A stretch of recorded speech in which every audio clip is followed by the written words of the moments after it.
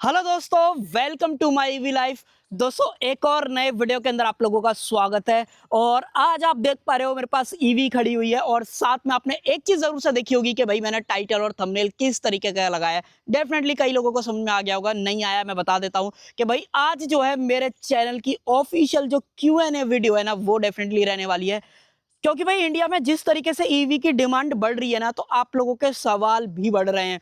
और इस गाड़ी के होते हुए मैं आपके सवाल देने की कोशिश करूंगा, जो आपने कमेंट सेक्शन के अंदर लिखे थे वो भी, और जो मेरे ओवरऑल एक्सपीरियंस से मुझको मिले हैं वो भी मैं आपको डेफिनेटली बताऊंगा। क्योंकि भाई इस गाड़ी को यूज करते करते ऑलमोस्ट 3 साल कंप्लीट होने वाले हैं, 10-5 दिन बचे हैं। और साथ ही में 1 लाख किलोमीटर होने में सिर्फ 200 किलोमीटर बचे हैं। और आज का जो दिन है ना, वो परफेक्ट भी है। रीजन बीइंग कि भाई पेट्रोल के केस में आप देख रहे हो E20, E27, E30, फिर डीजल के अंदर मिलावट, पता नहीं क्या क्या चल रहा है। तो क्या आपको 2026 में एक इलेक्ट्रिक कार खरीदनी चाहिए?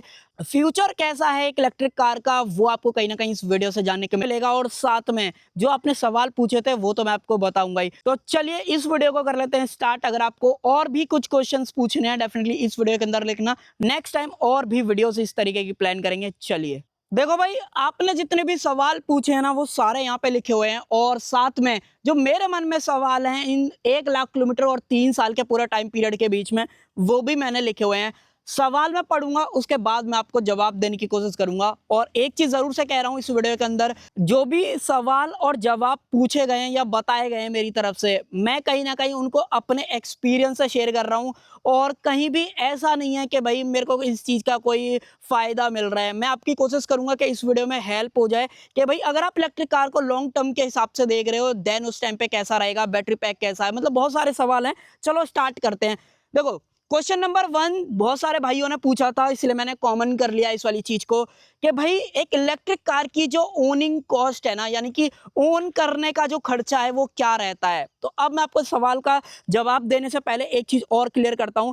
इस ओनिंग वाले सेक्शन में मैंने पार्ट रखे हैं, पार्ट का खर्चा कैसा, पार्ट वगैरह महंगे हैं सस्ते हैं क्या है। देन फिर सर्विस भी इसके अंदर इंक्लूडेड है, और साथ में चार्जिंग का खर्चा कितना आता है वो भी इंक्लूडेड है। और मोस्टली जो भी मेरे जवाब रहेंगे ना, वो इस टियागो ईवी को रेफरेंस में रख के रहने वाले हैं। तो वो चीज आप ध्यान रखना। देखो भाई, आज की डेट में अगर आप एक इलेक्ट्रिक कार ओन करने की सोच रहे हो ना, तो आपको कहीं ना कहीं एक इलेक्ट्रिक कार जो परफेक्ट दिखती है इलेक्ट्रिक कार की तरीके से, वो है ये टियागो ईवी। चाहे आप करंट फेसलिफ्ट देखो, चाहे जब मैंने ये गाड़ी खरीदी थी। इस गाड़ी की बात करूं तो ये टियागो ईवी का XT लॉन्ग रेंज वाला वेरिएंट है, जिसके अंदर ये 24 किलोवाट आवर का जो LFP वाला बैटरी पैक है वो देखने को मिलता है। और नीचे वाले जो वेरिएंट है वहां पे 19.2 देखने को मिलता है। अब देखो, ये गाड़ी 2023 मॉडल है, XT वेरिएंट है, जो कि लॉन्ग रेंज का बेस वेरिएंट कहीं ना कहीं माना जाएगा। और उसके अंदर ये 24 किलोवाट का बैटरी पैक है। अगर आप इस बैटरी पैक के साथ में जाते हो तो उस टाइम पे मैंने खर्च करे थे रफली 11 लाख रुपए, और आज की डेट में आपको खर्च करने हैं मात्र 10 लाख रुपए। और 10 लाख में आपको गाड़ी बढ़िया भी मिलेगी और साथ में एक अपग्रेड मिलेगा उस गाड़ी के अंदर। बैटरी पैक तो वही है, बट उस टाइम पे जब ये गाड़ी खरीदी गई थी तो ये गाड़ी 10 to 80% चार्ज होने में लेती थी 58 मिनट, और आज की डेट में ये गाड़ी रफली आप लगा के चलो सिर्फ 30 मिनट के अंदर चार्ज हो जाती है, क्योंकि टाटा ने चार्जिंग स्पीड बढ़ा दी है। चलो खैर, वो करते हैं साइड। बट हाँ, अगर आप इस गाड़ी की बात करते हो तो ओनिंग कॉस्ट में सबसे पहला तो, जब भी आप एक नई इलेक्ट्रिक कार खरीदोगे तो स्लाइटली आपको जो प्राइस है या फिर जो आपको गाड़ी लेने के लिए खर्चा करना पड़ेगा वो थोड़ा सा ज्यादा है कंपेयर टू एक पेट्रोल, डीजल या फिर कोई भी CNG गाड़ी। बताता हूँ कैसे। अगर आप नॉर्मल पेट्रोल वाली टियागो खरीदते हो तो रफली आपको 4.5-5 लाख रुपए से स्टार्ट हो जाती है वो गाड़ी। वहीं पर CNG खरीदते हो तो 1 लाख रुपए प्लस कर लेना। और वहीं पर अगर आप ये ईवी खरीदते हो तो आप लेट से कोई वेरिएंट 7 लाख का खरीद रहे हो टियागो का CNG के अंदर, और वहीं पे ये वेरिएंट खरीदते हो XT वाला, आज की डेट में इसका नाम प्योर प्लस टाटा ने कर दिया है, तो अगर आप इसको खरीदोगे तो 10.5 लाख रुपए करीब आपको देने पड़ेंगे। डिफरेंस है मोटा मोटा 2.5 से 3 लाख रुपए का। अब अगर आप 2.5 से 3 लाख रुपए इस गाड़ी पे लगाते हो तो फायदा क्या मिलेगा? अब इस गाड़ी की रनिंग कॉस्ट जो मुझे मिल रही है मेरे ड्राइविंग स्टाइल के हिसाब से, ये गाड़ी आपको रफली 180 से लेकर 200 किलोमीटर की रेंज देगी। और चार्ज करने में खर्चा आएगा, अगर आप यूपी में रहते हो, आप 7 रुपए से मल्टीप्लाई कर लेना, रफली 160 रुपए आपके लगेंगे। और 160 रुपए में ये गाड़ी आपकी चलेगी, 180 मान के चलते हैं, ये लगा लो 0.7 0.8 रुपीज पर किलोमीटर जो है पड़ेगी। तो अगर आप ओनिंग की बात करोगे तो भैया ये ओनिंग जो है निकल के आती है। तो कहीं ना कहीं जब आप इस गाड़ी को 1 लाख किलोमीटर चला लोगे तो आपके प्राइस जो सेव रहेंगे, अगर आप आज की डेट में पेट्रोल, डीजल और CNG वगैरह से कंपेयर करते हो, तो कहीं ना कहीं 5 लाख से लेकर 6 लाख रुपए आप सेव करने वाले हो। अगर आप इस गाड़ी की चार्जिंग भी हटा देते हो तो रफली आप लगा के चलो 5.5 लाख रुपए आपके बचेंगे 1 लाख चलाने के बाद। इससे ही आपको आइडिया लग जाएगा कि हाँ भाई, जो रनिंग कॉस्ट है, चलाने में जो खर्चा आएगा गाड़ी का, वो कम है। बात रही सर्विस की, तो जब भी आप एक पेट्रोल, सीएनजी, डीजल गाड़ी खरीदते हो तो उनमें सर्विस का भी खर्चा आपको बहुत ज़्यादा देना पड़ता है। एक रफली इस छोटी गाड़ी को अगर आप सीएनजी में भी खरीदते हो तो कहीं ना कहीं आपको हर सर्विस पे 5 से 6 हज़ार रुपये खर्च करने पड़ेंगे। और सीएनजी गाड़ी खरीदते हो तो 3 साल बाद फिर उसका हाइड्रो टेस्ट भी कराना पड़ेगा। पेट्रोल डीजल के केस में जो ब्रेक पैड हैं वो ज़्यादा घिसते भी हैं, फिर क्लच प्लेट हो गई, फिर इंजन में भी वियर एंड टियर वाले जो पार्ट्स हैं वो ज़्यादा हैं, फिर कूलेंट भी रहता है, फिर इंजन ऑयल भी रहता है, गियर ऑयल भी हो गया, मल्टीपल चीज़ें। बट अगर आप लेट से ईवी खरीदते हो तो सिर्फ गियर ऑयल और कूलेंट का खर्चा वो भी हर 30,000 से लेकर 60,000 किलोमीटर के बीच में रहेगा। तो ये भी आपके पैसे यहाँ पे सेव होंगे। और साथ में रनिंग कॉस्ट तो मैंने आपको बता दी। अगर आप एक ईवी गाड़ी खरीदते हो, लेट से टियागो की बात करते हो, तो 24 किलोवाट के बैटरी पैक को चार्ज करने में यूपी के अंदर मात्र 160 रुपए लगते हैं और ये गाड़ी आपको रेंज देती है 180 से 200 किलोमीटर के बीच में विद एसी। यहाँ पे बात हो रही है। ऑटोमेटिक भी गाड़ी मिल गई। रनिंग कॉस्ट की बात करूं तो 0.7 0.8 जो पर किलोमीटर कॉस्ट है वो आती है। साथ में डिपेंड करता है आप गाड़ी को किस तरीके से चलाते हो। बाकी गाड़ी में पोल्यूशन का भी खर्चा नहीं है और कई सारे और छोटे छोटे जो खर्चे हैं वो आपको एक इलेक्ट्रिक कार लेने के बाद आपके बचेंगे। और कुछ चीज़ों के बारे में बात करूं, हाँ भाई, आपने सर्विस से रिलेटेड पूछा था, तो अगर आप एक इलेक्ट्रिक कार की सर्विस की बात करते हो, लेट से टियागो की बात करते हो, और अगर आप पेट्रोल, सीएनजी, डीजल किसी से भी कंपेयर करते हो, तो एक इलेक्ट्रिक कार की जो रनिंग कॉस्ट के साथ साथ जो सर्विस कॉस्ट है वो भी कम है। टियागो ईवी को इतना चलाने के बाद मेरी जो एवरेज सर्विस कॉस्ट रहती है 1 लाख किलोमीटर चलाने के बाद, वो भाई 2000 से लेकर 2500 रुपए के बीच में जो है बैठती है, जो कि एक किसी भी सीएनजी, हाइब्रिड, पेट्रोल, डीजल से सबसे कम रहती है। अगर आप टियागो जो नॉर्मल पेट्रोल डीजल वाली, पेट्रोल सीएनजी वाली आती है, अगर आप उससे कंपेयर करते हो तो 5 से 6 हज़ार रुपए एवरेज सर्विस कॉस्ट रहती है। वहां पे फिर और भी कई सारी चीजों का खर्चा रहता है। जब मेजर सर्विस की बात आती है तो कहीं ना कहीं उसका खर्चा 7-8 हज़ार, 10 हज़ार भी जा सकता है। बट एक ईवी के केस में मैक्सिमम जो खर्चा जाएगा वो कहीं ना कहीं 4 हज़ार रुपए मैक्सिमम रहेगा, अगर आप ठीक से सर्विस गाड़ी की मेंटेन करके रखते हो। ये रही बात सर्विस की। देन उसके अलावा चार्जिंग की बात मैंने आपको बता दी। अगर आप घर पे चार्ज करते हो तो आपके 170 रुपए लगते हैं और 180 से लेकर 200 किलोमीटर के बीच में गाड़ी चलती है। बाहर चार्ज करते हो डिपेंडिंग अपॉन प्राइवेट चार्जर पे या पेट्रोल पंप वाले पे चार्ज करते हो, पेट्रोल पंप पे रफली आपको 14 रुपए पर यूनिट का कॉस्ट पड़ता है एक्सक्लूडिंग जीएसटी। और अगर आप प्राइवेट चार्जर की बात करते हो 21, 22, 23 उनका रेट जो है बदलता रहता है। तो ये सारी चीज़, बाकी आप कैलकुलेशन कर लेना, 21 इंटू 24 करोगे तो आपको कॉस्ट निकल के आ जाएगी। 23 इंटू 24 करोगे, 24 इंटू 24 करोगे तो वो आपको एक रफली कॉस्ट वहाँ पे जो है मिल जाने वाली है। तो ये जो पहला सवाल आप लोगों की तरफ से पूछा गया था वो यहाँ पे होता है खत्म, और बढ़ते हैं आप सेकंड सवाल की तरफ। तो जो सेकंड सवाल है, मोस्टली बहुत ज्यादा लोग इस सवाल को पूछना चाहते हैं और मतलब कमेंट सेक्शन भरा रहता है, चाहे फिर मेरी बात कर लो, चाहे फिर आप किसी भी क्रिएटर की बात कर लो जो ईवीज के ऊपर वीडियो बनाता है। तो वो सवाल है, बैटरी रिप्लेसमेंट या सेल रिप्लेसमेंट पॉसिबल? कहने का मतलब ये है, जब भी आप इलेक्ट्रिक कार खरीदने जाओगे तो डीलरशिप एंड से आपको ये बताया जाएगा कि 1,60,000 किलोमीटर और 8 साल की वारंटी है या लाइफ टाइम वारंटी है।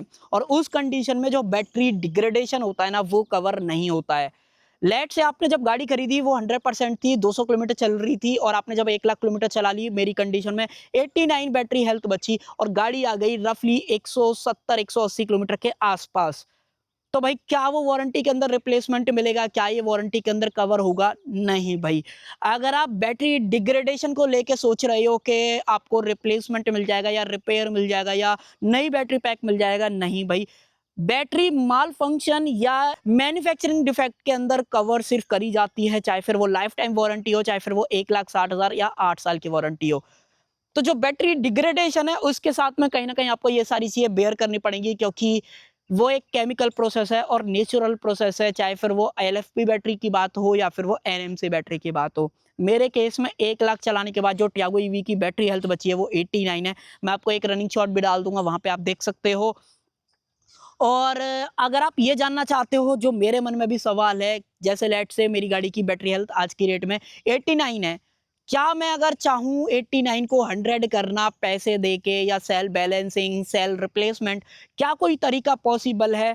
अभी इस कंडीशन अगर आप 2026, 27, 28, 30 तक भी देखते हो, नहीं भाई। अगर आप बैटरी रिप्लेसमेंट या फिर सेल रिप्लेसमेंट की तरफ जाते हो, नॉट पॉसिबल। सिर्फ बैटरी पैक नया आपको लगा के मिल सकता है, बट सेल रिप्लेसमेंट होके आपको मिल जाएंगे कि जो सेल खराब है या जिन सेलों का बैटरी हेल्थ कम है वो आपको नया मिल जाएगा। नॉट पॉसिबल, इंडिया के अंदर ये टेक्नोलॉजी अभी फिलहाल मौजूद नहीं है। तो यहाँ पे ये जो सेकंड सवाल है बैटरी रिप्लेसमेंट से लेकर, वो भी आपको यहाँ पे मैंने क्लियर कर दिया है। तीसरा सवाल, रेंज ड्रॉप, विंटर, समर और डिग्रेडेशन। डिग्रेडेशन मैंने आपको बता दिया। रेंज ड्रॉप के लिए कई लोगों ने पूछा था कि भाई जब सर्दियां रहती हैं तब रेंज कम मिलती है, फिर गर्मी आ जाती है तब रेंज कम मिलती है, तो ये ईवी गाड़ी का क्या लॉजिक है, मतलब रेंज को कम लेके? आओ बात करते हैं। रेंज की बात करूं ना, तो रेंज में जो आपने समर, विंटर और डिग्रेडेशन को लेके जो सवाल पूछे थे वो बिल्कुल सही पूछे थे। इन 1 लाख किलोमीटर चलाने के बाद और इन 3 साल के अंदर विंटर, समर, मॉनसून, खड्डे वगैरह सब चीज एक्सपीरियंस करने के बाद ये तो मैं आपको ऑनेस्टली बोलूंगा कि भाई ईवी की रेंज में आप लगा के चलो 10 to 20% का डिफरेंस कहीं भी कभी भी किसी भी टाइम आ सकता है, क्योंकि भाई नेचुरल कंडीशन के अंदर ईवी की रेंज में डिफरेंस आता है। लेट से अगर आप समर की बात करते हो, अगर टेम्परेचर 38 के या 36 के आसपास है ना डिग्री सेल्सियस के अंदर, तो भाई ईवी गाड़ी पर कोई फर्क नहीं पड़ेगा, एसी वगैरह भी ठीक काम करेगा।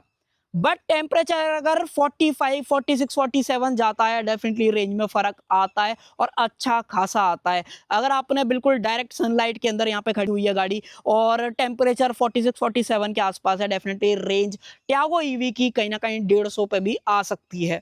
अगर आप लेने की सोच रहे हो, ऑन द फैक्ट मैं आपको बता रहा हूँ। रही बात विंटर की, तो विंटर में मैं बोलूंगा विंटर में इतना ज्यादा फर्क आपको नहीं आएगा अगर आप हीटर यूज नहीं कर रहे हो। अगर आप हीटर यूज कर रहे हो तो रेंज इसकी 120 से 150 के बीच में आपको मिलेगी, अगर आप हीटर में टेम्परेचर 28, 30 के बीच में रखते हो। और रही बात डिग्रेडेशन की, तो डिग्रेडेशन से आपको पता ही है, अगर आप फोन, लैपटॉप किसी को भी कंपेयर कर लो, लिथियम आयन बैटरी सेल्स हो या बैटरी पैक हो, कुछ भी हो, उसके अंदर अगर उसकी बैटरी हेल्थ गिरी है, डेफिनेटली उसके परफॉर्मेंस, उसकी रेंज, उसके टाइम में सब में डिफरेंस आएगा। तो वो आपको इस ईवी कार के साथ में मिलता है, चाहे आप कोई सी भी इलेक्ट्रिक कार इंडिया के अंदर खरीद रहे हो। तो ये मैं आपको क्लियर जो यहाँ पे कर देता हूँ। तो ये सारी बातें हैं विंटर, समर और डिग्रेडेशन को लेके। आगे जो सवाल आप लोगों ने पूछा था वो था कि भाई ये जो मार्केट में लाइफ टाइम वारंटी और ई विटारा अगर आप लेने जा रहे हो, उस पे BYD वाली जो बैटरी पैक मिल रहा है, उस पे 1,60,000 किलोमीटर की जो वारंटी, ये ब्रांड किस तरीके से कर रहा है? मतलब कुछ ब्रांड सेम बैटरी पैक के साथ में 1,60,000 और 8 साल वारंटी दे रहे हैं, कुछ ब्रांड लाइफ टाइम वारंटी दे रहे हैं। तो इसका क्या ये मतलब ओवरऑल कंफ्यूजन बहुत ज्यादा आपके दिमाग में रह रही है। आओ कंफ्यूजन दूर करते हैं। देखो भाई, अगर आपको ये लाइफ टाइम 1,60,000 और 8 साल को लेके ये जितना भी कंफ्यूजन है, मेन बैटरी पैक की जो वारंटी को लेके कंफ्यूजन है, एक बार मैं क्लियर कर देता हूँ। अगर आप लाइफ टाइम बैटरी पैक को देख के ये सोच रहे हो कि जो बैटरी में रेंज में कमी आएगी, मतलब लेट से आपने नहीं खरीदी तो 500 किलोमीटर चल रही थी और आपने जब गाड़ी को 1 लाख 2 लाख किलोमीटर चला लिया, लेट से 3 लाख चला लिया और उसके बाद भी आपको 500 मिलेगी, ये आपकी बहुत बड़ी गलती है। ऐसा नहीं होने वाला है। तो जो बैटरी पैक की लाइफ टाइम वारंटी है ना, वो सिर्फ इसके मैन्युफैक्चरिंग डिफेक्ट या फिर सडन ड्रॉपेज अगर आपको मिलता है या बैटरी पैक बंद हो जाता है, गाड़ी स्टार्ट नहीं होती है बैटरी पैक, उसी केस में मिलेगी, बैटरी डिग्रेडेशन के केस में नहीं मिलेगी। पहली चीज तो यहीं पे दूर हो जाती है। और रही बात 1,60,000 और 8 साल की, तो मेरे केस में मैंने टियागो ईवी को ये लगा लो 1 लाख किलोमीटर के आसपास चला लिया है और बैटरी हेल्थ बची है 89%। और आज की डेट में भी मुझे रेंज गाड़ी 170 से 180 किलोमीटर के बीच में दे रही है, विद एसी और विद ये अपग्रेडेड टायर।